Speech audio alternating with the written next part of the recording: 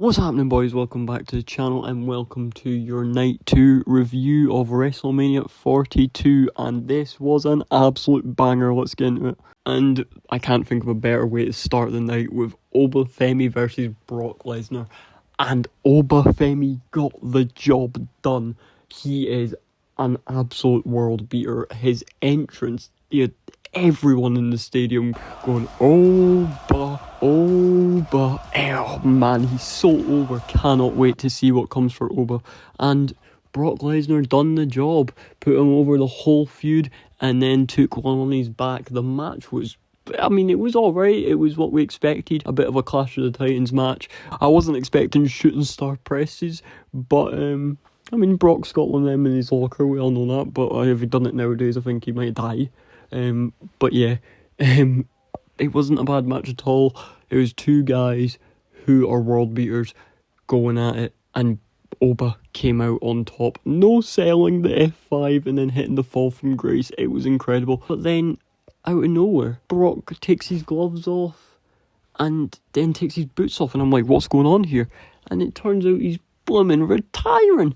But I don't know what that means, because going for one last night, and obviously his favour was maybe retire Brock Lesnar, so is he going to come out on Raw and be like, haha, you can't retire, I've got my favourite cash in, and then we get a programme with them two? I don't know.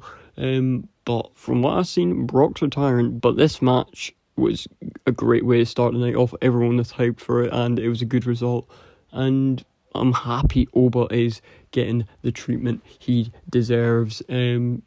What am I going to rate this? I'm going to go with a 8 out of 10 for the moment. The match wasn't like world beater and there was much better matches on the card, but it was an enjoyable one. Then we had the IC Championship match, and this was absolutely insane. Some of the spots were unbelievable in this match. I think everyone should have took a bow in this match. Like, anyone could have won it and I would have been happy. But it turned out Penta won it, and he retains, which, fair play to him. That was a brutal match. And one of the best spots in that match was Penta hitting JD McDonough with a Mexican Destroyer onto a ladder. It was brutal. Javon Evans hit a cutter or an OG cutter off the top rope to a ladder. It was unbelievable. Then there was one of my favourite spots in the whole match with Rey Mysterio hitting a West Coast pop to Rusev through a ladder. Oh, that was insane. That was a little bit earlier in the match, but still, that one's on my mind. That was really cool. But yeah, this match overall was absolutely incredible. I'm going to give it a 9.5 out of 10. And then it was the United States Championship match between Trick Williams versus Sami Zayn, and I'm going to be honest, this was pretty fun. This was a good match, and Sami Zayn pulled a lot of heel tactics during this match. I don't think he turned heel, but he was very heelish, so we'll see what that comes to. But the right winner happened, Trick Williams. I said, if they're not going to turn Sami heel in this match, don't put the belt on Sami. Just give it to Trick and he'll run with it. So they made the right choice here, in my opinion. Trick won, and I'm very happy with it. But Sami Zayn has got a little bit of that heel in him now, so I think there might be something more to come for him.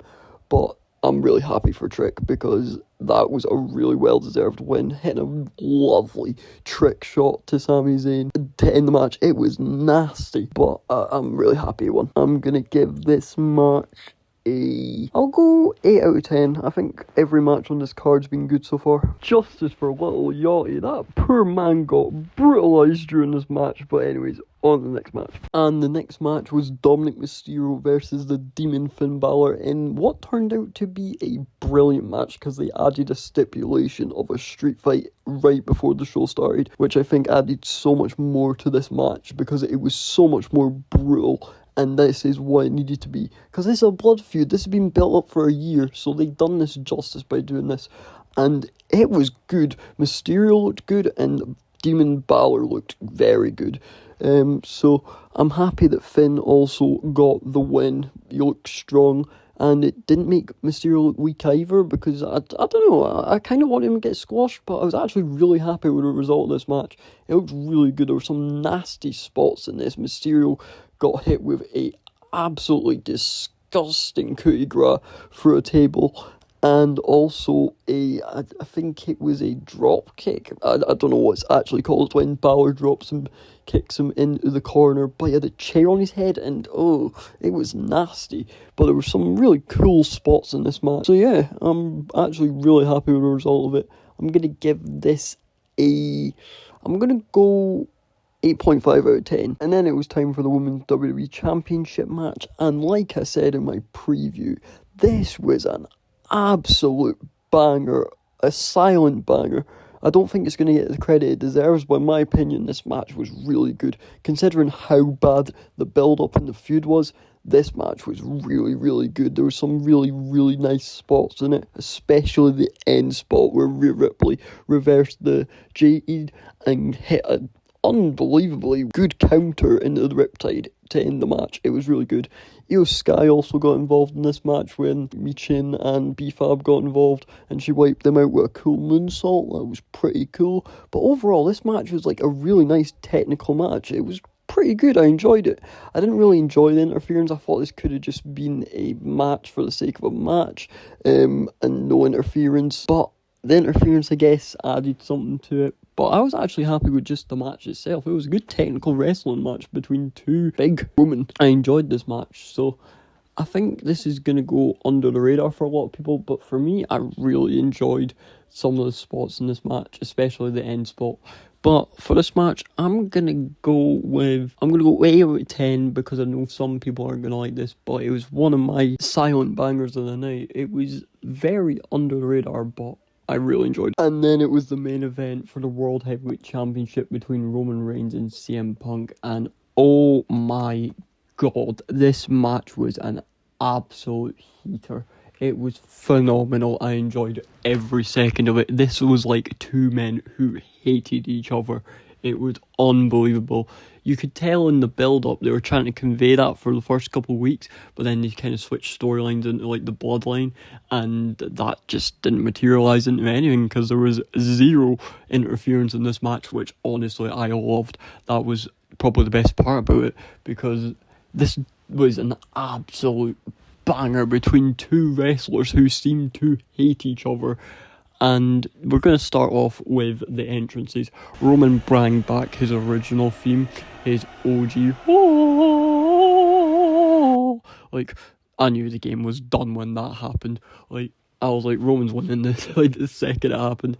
Punk with his Ring of Honor theme, which was cool. And then, obviously, he switched to Cult of Personality, which, I mean, it was cool, but it wasn't Roman aura type. So, I just knew Roman was going to win. But the match itself, oh my god, these two absolutely slugged it out. Finishers, blood, it had everything, table spot. It kind of confused me, because during the match, Roman hit CM Punk with a set of stairs, and I was like, oh my god, is he going to get disqualified? Is that how it's going to end? But somehow the referee just let it roll. That was a little bit confusing, but I'm just going to run with it, because it was the main event of Wrestlemania and that was their excuse. So, you know what, honestly, go for it. I didn't want to DQ it, so who cares? There was some absolutely gnarly spots in this match. CM Punk put Roman Reigns for a table with an elbow from the top rope. Roman put CM Punk for a table with a shield powerbomb. Pretty crazy. Punk got busted open with the stairs, and Roman hit like multiple Superman punches from the corner, like while Punk was hanging down. That was pretty gnarly. I did like that. And then the end spot of the match where Punk had Roman on his shoulders and he gave out. Oh, that I just realised, because in one of the Roman's promos he went, "You're old," and it just proved it. Went down to his knees, and he just knew that was it, because Punk had one last swing and didn't even get close to Roman.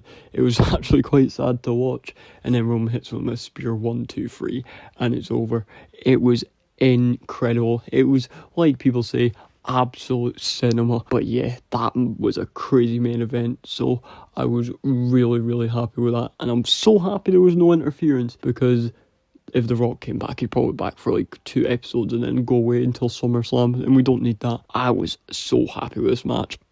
I'm going to give it believe it or not, 10 out of 10. But that is it for my WrestleMania 42 Night 2 review. Hopefully you enjoyed it, and also I just want to say thank you for the views and for the subs that I gained on the last video. That was pretty insane to see. I mean, it was only a few, but like, I'm just happy that people are enjoying the content to some degree. But anyways, like, subscribe, do all that good stuff, and hopefully I will see you back for the next video. That is it. I'm out. Root to enemy.